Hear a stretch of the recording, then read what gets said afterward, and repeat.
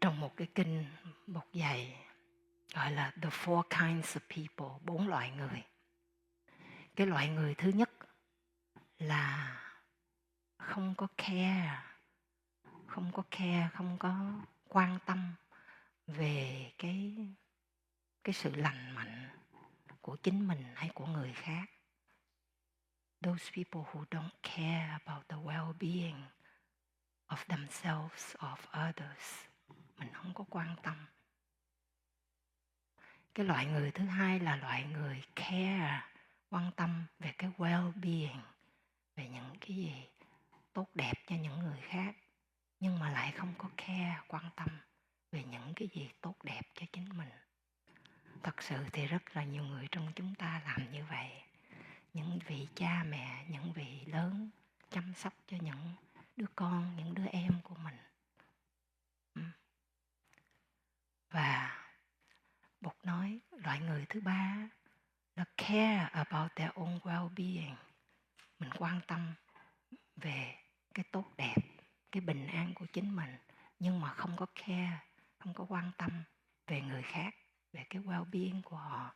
Bụt nói cái loại người thứ ba đó tốt hơn là loại người thứ nhất và loại người thứ hai. Và tại sao như vậy? Nghe nó không giống đạo Bụt lắm phải không? Nghe nó có vẻ ích kỷ. Không phải đâu. Tại vì khi mà mình làm tất cả cho những người khác đó, mà mình không biết chăm sóc chính mình đó, thì trong phần của mình nó vẫn có một cái muốn công nhận, muốn mình hy sinh để người khác trân quý chính mình. Hoặc là mình hy sinh rồi người đó không có biết ơn mình, phũ phàng, phản bội mình đó, mình sẽ rất buồn, rất giận. Em của con á, nếu những cô chú biết được con chỉ có một người em trai thôi, mà con đã học chăm sóc em con ngay từ khi mẹ con còn sống. Từ lúc con 7 tuổi, con đã học đi chợ, nấu ăn, tắm rửa cho em con, dẫn em con đến trường, dạy cho các em con học đếm từ 1 tới 40. Và cho tới ngày hôm nay, con vẫn rất thương em con. Con không giúp được em con nhiều,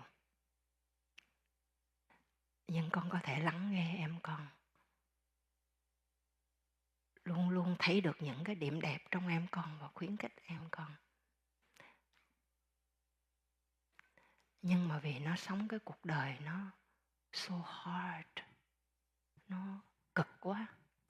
Nó làm việc ở Arizona 110 độ mà nó liên tục 100 ngày. Mà nó đi sửa xe trong cái warehouse, một cái garage rất là lớn, mà nằm dưới gầm xe để sửa xe. Và cái bệnh tiểu đường em con bị từ lúc 35 tuổi mà ăn uống không chừng mực. Nó ăn một ngày chỉ có buổi tối thôi. Tại vì khi nó ăn buổi sáng, buổi trưa em mệt, em làm việc không được. Nó chỉ uống cà phê với hút thuốc lá thôi. Và phải chích insulin 50 unit một ngày. Mà em con 6 tháng nó cũng chích, hình như giờ cũng không có đang chích nữa. Thành ra vì cái cuộc sống nó quá là khó khăn á, và cái bệnh không có biết chăm sóc. Thành ra con thấy rất rõ là cái tư duy của em con nó đã thay đổi. Em con trở thành một người gần như con không nhận ra. Rất là đau lòng. Cái cậu bé, cái người con trai rất là lạc quan, rất dễ cười, rất là hạnh phúc. Dù có khổ đau gì đi nữa, bây giờ em con than phiền nhiều lắm. Và rất là bitter, rất là đắng cay. Lần vừa rồi con nói chuyện với em con nói vậy nè. I know we're not close to each other like before anymore. Em biết là chị em mình không có gần gũi với nhau như ngày xưa. 2 dòng nước mắt của con nó chảy. Con thương em con nó không thay đổi chút xíu nào đó. Nhưng mà vì cái tư duy nó quá là cực đoan.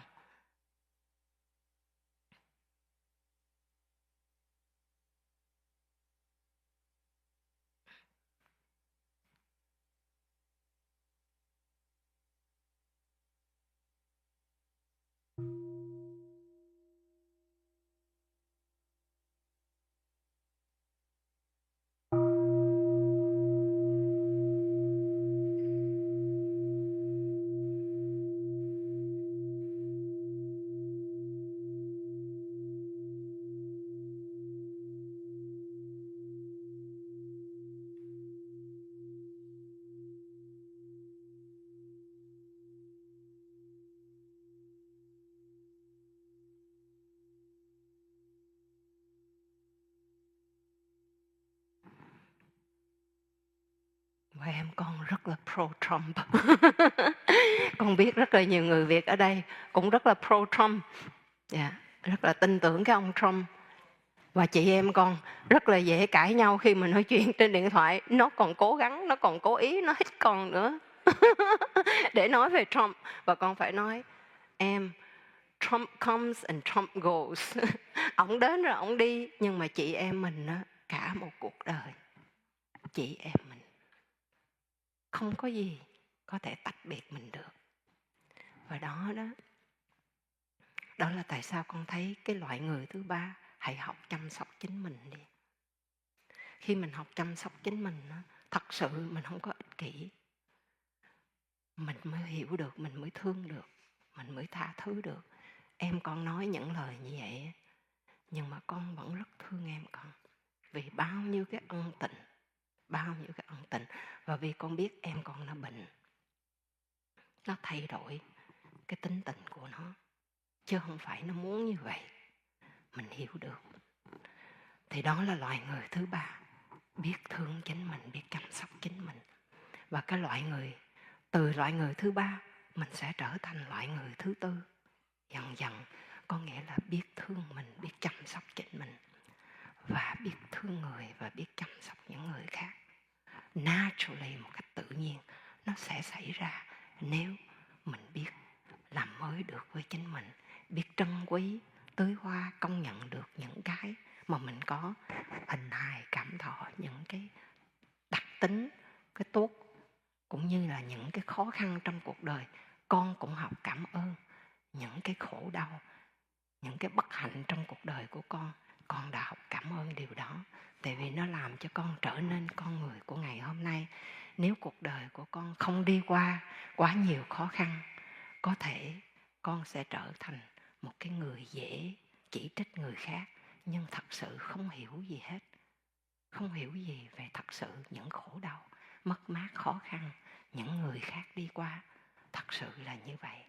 Con cảm ơn mẹ con đã không có bỏ con, mà cho con cái hình hài này để con sinh ra. Con cũng rất là may mắn có bà ngoại của con. Bà ngoại của con nuôi chị em con khi mà mẹ con biến mất. Lúc đó con chỉ mới có 8 tuổi. Lúc đó con 12 tuổi và mẹ em của con 8 tuổi. Nhưng mà trước đó ngoại đã nuôi rồi. Ngoại đã chăm sóc mỗi ngày rồi. Ngoại từ ngoài quê, ngoại vào trong Sài Gòn. Và những ngày tháng có bà ngoại, con được an toàn. Chính những cái năm mà không có ngoại, con ở với mẹ con, mà mẹ con để chị em con một mình, nó có những cái trauma, những cái lạm dụng nó đã xảy ra. Nhưng khi có ngoại đã là một cái người bảo bọc. Và ngoài những cái giờ ngoại phải đi chợ nấu ăn cho chị em con, ngoại ngồi yên trên phản lần chuỗi niệm Phật, hoặc là ngoại tụng kinh.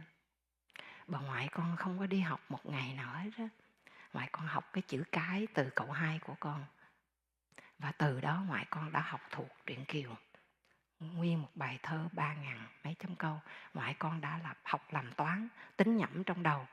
Nhưng mà khi mà nói là ngoại ký tên, ngoại chỉ cầm cái cây viết ngoại chữ, mẹ viết cái chữ X thôi, chéo qua chéo lại. Nhưng mà bà ngoại đã dạy cho con về tình thương, về sự có mặt. Và một cái gương, những cái lúc ngoại con có thời gian á, ngoại con ngồi yên, ngoại con niệm Phật, ngoại con đi tụng kinh. Ngoại con không có đi ngồi nói chuyện với hàng xóm, không có đi khiển trách ai hết. Bà ngoại con ngồi rất yên. Đó là một cái gương sáng cho con học. Trở thành người tu.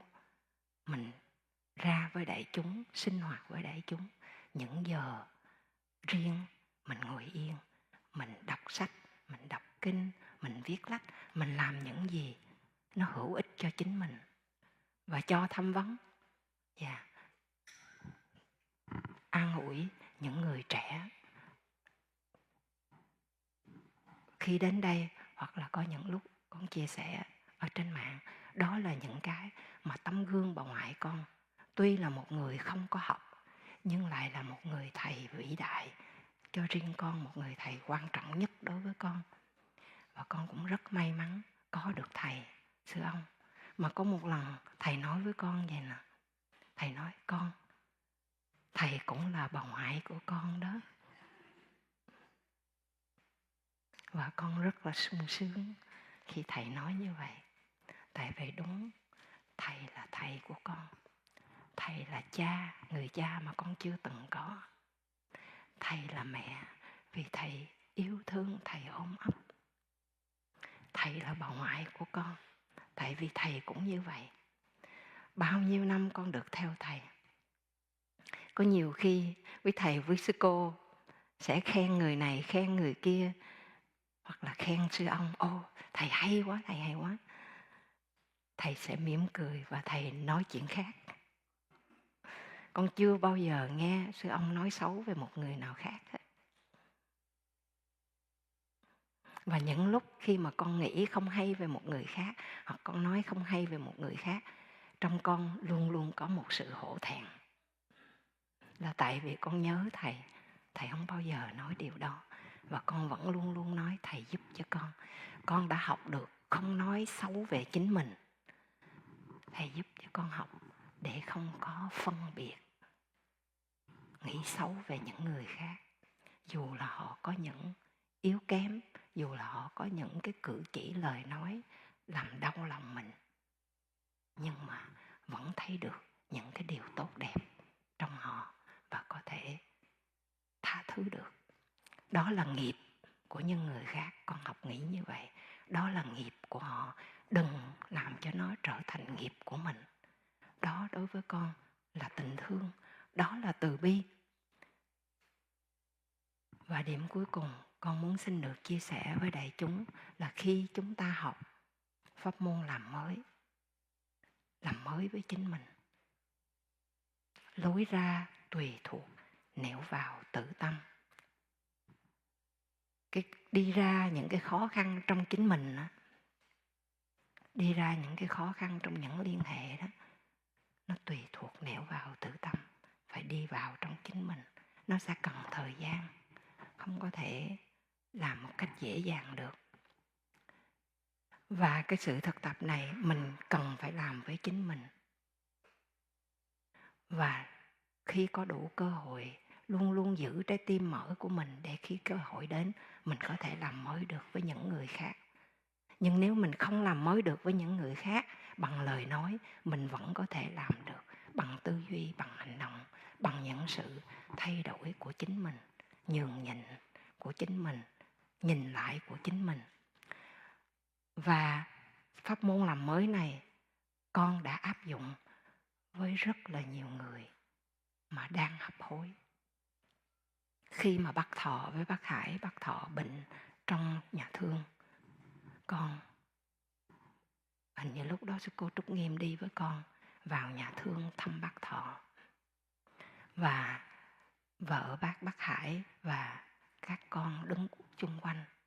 Và bác Thọ đã nói những lời thương yêu, biết ơn và xin lỗi đối với vợ của mình và từng đứa con của mình.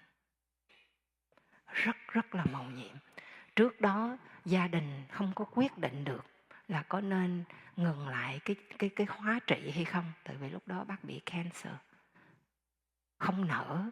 Nhưng sau buổi làm mới đó, gia đình làm một cái quyết định rất là nhẹ nhàng, sẽ không có tiếp tục hóa trị nữa để cho bác Thọ ra đi một cách bình an. Có cô Cúc ở đây, con đã có mặt lúc đó với lại con của cô Cúc. Em bệnh, chỉ mới có 40 mấy tuổi, bằng tuổi em trai của con, và nằm trong nhà thương. Và những cái ngày cuối cùng của em, quý sư cô đến thăm, cho em tận giới, 5 giới. Em ngồi lên, em không ngồi dậy được mà nằm chắp tay thương lắm, rất là chú tâm. Và cũng làm mới với mẹ, cha mẹ cảm ơn con. Và con nói những cái lời ân tình, những lời xin lỗi với nhau ngay trên giường bệnh ở trong nhà thương. những giây phút cuối cùng, cô Cúc đã nói với con của mình: mẹ cảm ơn con rất có hiếu, và con an tâm đi, cha mẹ sẽ ok, cha mẹ sẽ chăm sóc nhau và các em sẽ chăm sóc cha mẹ. Mẹ cho phép con ra đi.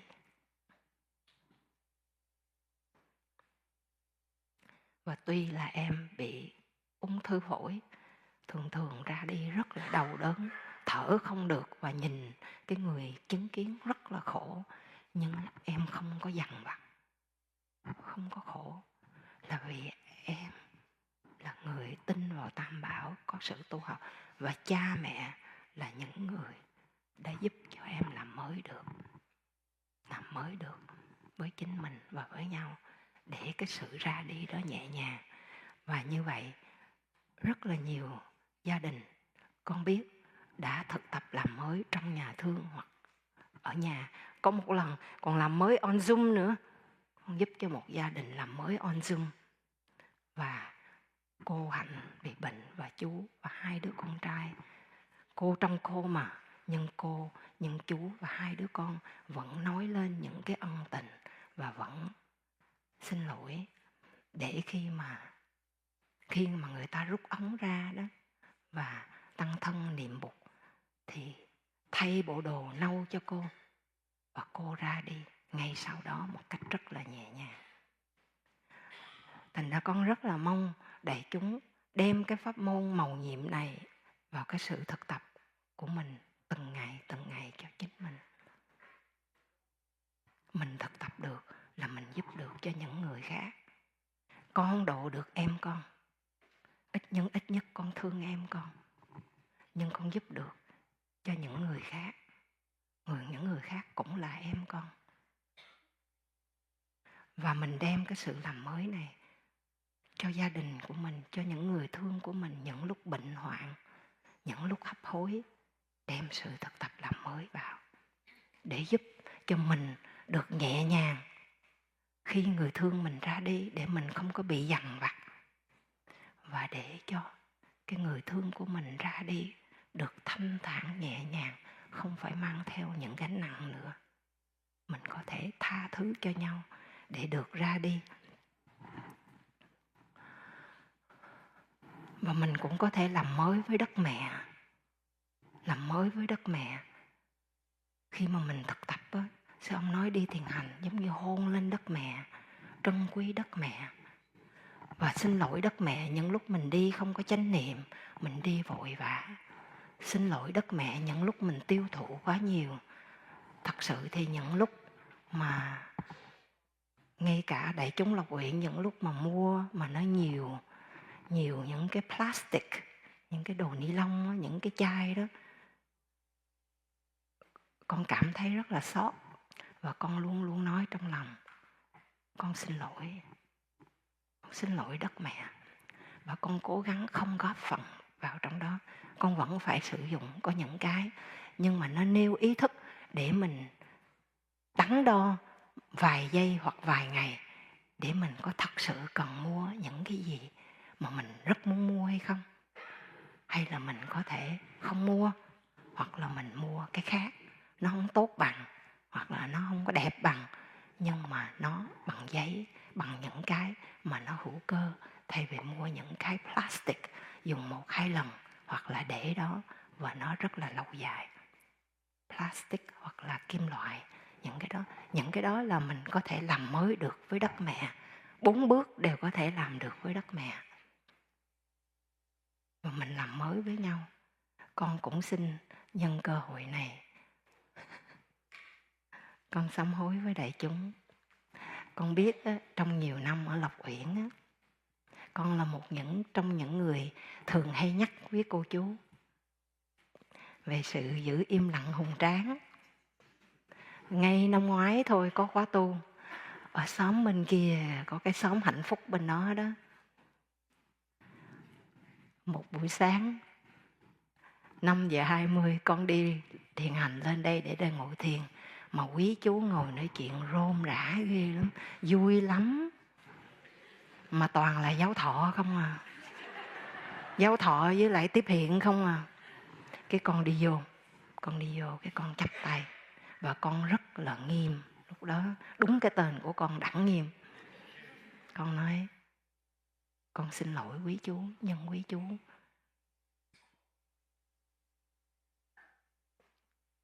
giờ này là giờ im lặng.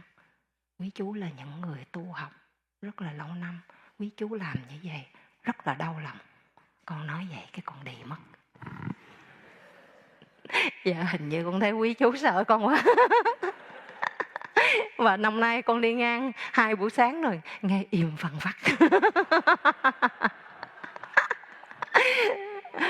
Và con biết cũng có nhiều năm những người trẻ đến đây mặt hở vai hở chân, mạ nè, mạ của thầy Pháp Đăng nè, mạ thầy Pháp Dung nè, con nè, lấy cái áo đưa để nó che bớt lại. Đó là những cái mà mình làm. Có khi 10 mấy năm sau những người đó vẫn nhớ sư cô nhắc con về nè, sư cô nhắc con về nè. Nhưng mà con biết có những lúc con nhắc con rất là serious, và có khi cũng có cảm xúc thiệt. Nhưng mà con xin sám hối.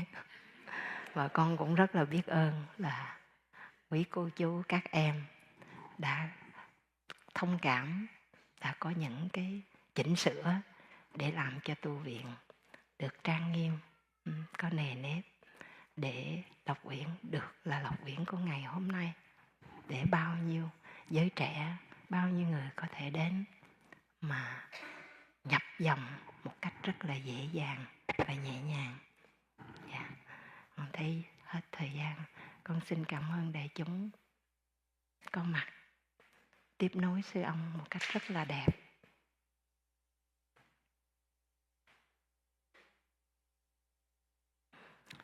Dạ, và trước khi con quên, có cuốn sách Áo Vách Núi cô Thủy Đỗ và một nhóm quý chú quý cô từ Việt Nam qua rất là rộng lượng mang qua.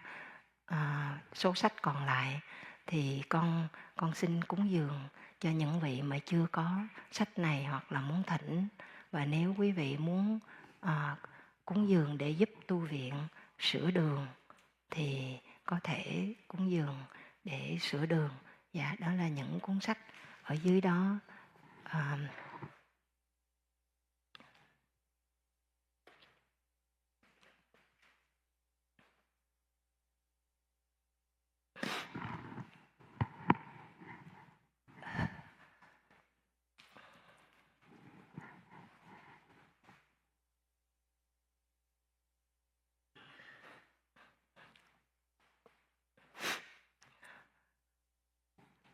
Con thỉnh đại chúng cùng nhau tận hưởng 3 tiếng chuông, thở với thầy,